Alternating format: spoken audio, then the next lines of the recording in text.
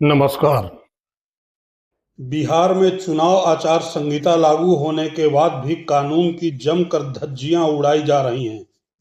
मतगणना से 48 घंटे पहले उस वक्त मारकाट की नौबत आ गई जब अचानक एक ट्रक उस परिसर में घुस गया जहां ईवीएम रखी हुई हैं। सासाराम के स्ट्रांग रूम परिसर में ट्रक के घुसते ही आरजेडी कार्यकर्ता हंगामा करने लगे। ऐसे में यहां पुलिस ने आरजेडी के प्रत्याशी को ही पीट डाला। इस बीच सासाराम की जिला अधिकारी फोर्स के साथ ईवीएम परिसर में पहुंची तो उनको भी वोट चोर गद्दी छोड़ के नारों से दो चार होना पड़ा। इतना ही नहीं, बिहार में शराब बेचना और पीना कानूनी रूप से अपराध घोषित है।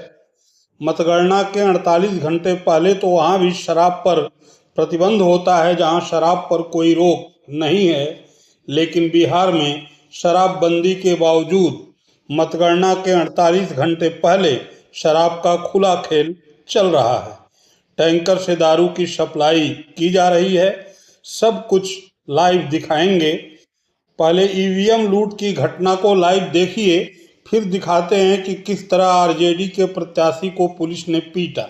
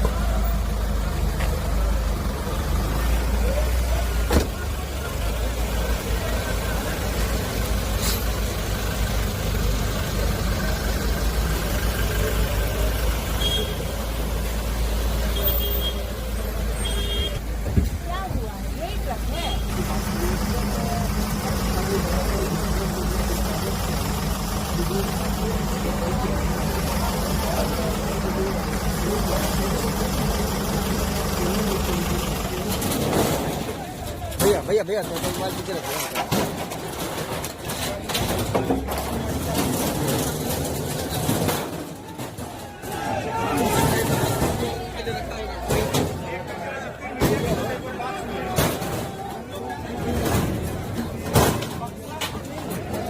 उल्टा नहीं खोलिए उधर।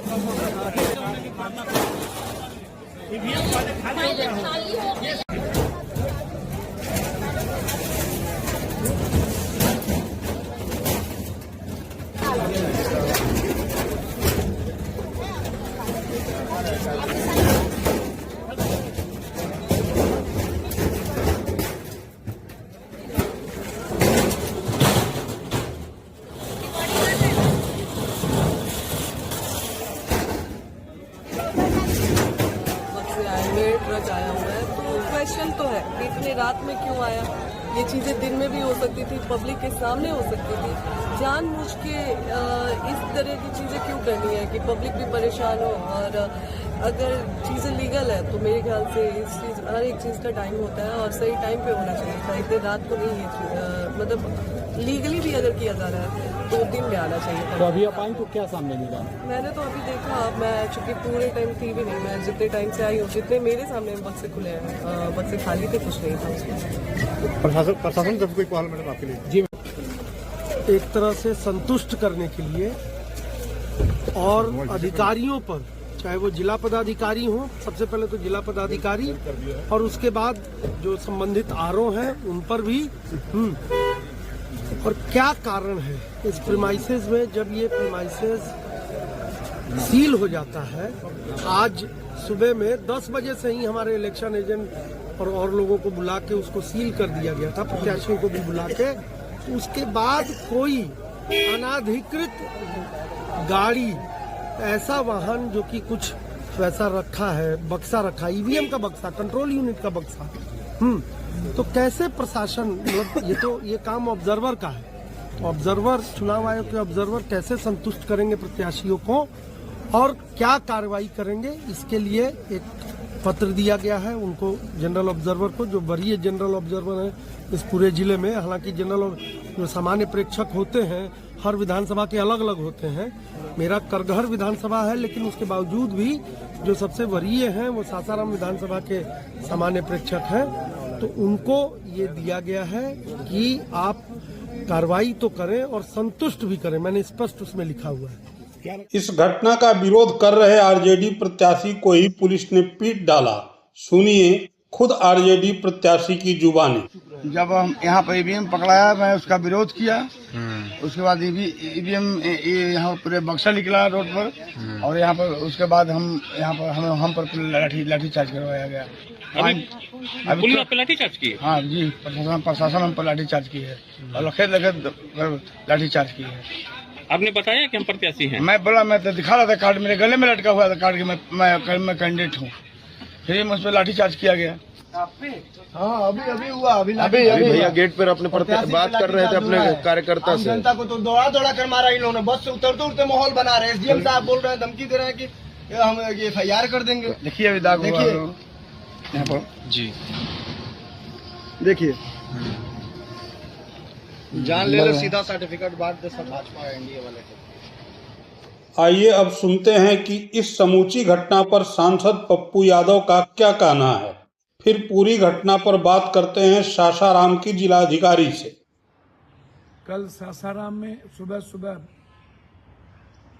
बंद डब्बे में ईवीएम मिले हैं, लाठी चार्ज हुई है, हंगामा हुआ है।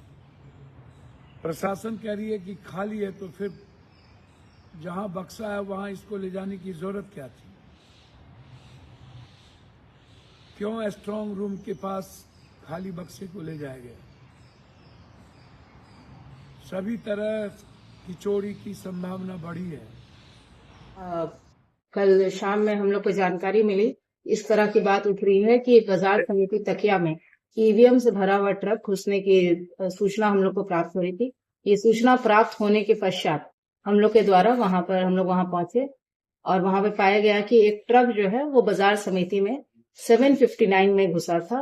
उसका पुलिस के द्वारा प्रॉपर चेकिंग करके लॉगबुक एंट्री किया गया था। लॉगबुक एंट्री में उसमें लिखा हुआ था कि खाली बक्सों से भरा ट्रक है। उसके पश्चात वहां पे जो अभ्यर्थी, उनके जो कैंडिडेट्स, उनके जो ऑथराइज्ड वहां पे पर्सनल थे, वो लोग भी उपस्थित थे। उनके समर्थक भी भारी संख्या में वहां उपस्थित थे। उन सभी के समक्ष उस ट्रक को खोला गया और उस ट्रक का में बहुत सारे स्टील के डब्बे पाए गए। हर एक डब्बा निकाला गया वीडियोग्राफी में, और वहां पे उपस्थित अभ्यर्थियों के समक्ष सारे डब्बे खाली पाए गए। एक एक करके पूरा ट्रक को जांच करके फिर पुनः उसी ट्रक में सारे बक्से फिर रख दिए गए और ट्रक को बाजार समिति में रख दिया गया।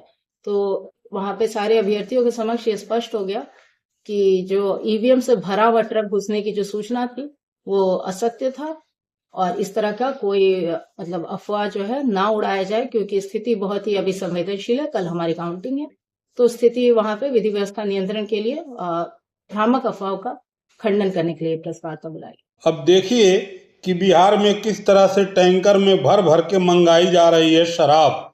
सवाल ये है कि क्या ये सब बगैर शासन प्रशासन की जानकारी के चल रहा है, या फिर चुनाव में सब कुछ चलता है के सिद्धांत पर काम चल रहा है।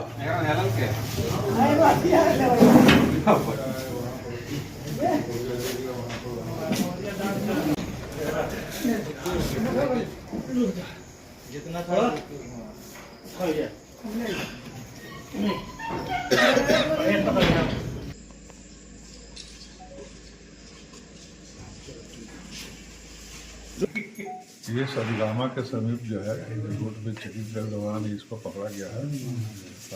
हम लोग को गुप्त सूचना मिल रही थी कि तेल के टैंकर से जो है ले जाए जाने की सूचना है। उसके संबंध में हम लोग 2-3 दिन से तलाश कर रहे थे। इसमें सतगामा के पास इस टैंकर को तलाशी ली गई। इसके अंदर में जो है अवैध विदेशी शराब करीब 381 कार्टून बरामद किया गया है। तो ड्राइवर को पकड़ा गया। पूछताछ में उसने बताया कि हम झारखंड देवघर से लेकर इसे बेगूसराय जा रहे हैं। ये करीब 3,425.5 400 लीटर देसी शराब बरामद किया गया। मूल्य कितना का होगा? इसका लगभग 41 लाख के आसपास इसकी मूल्य है।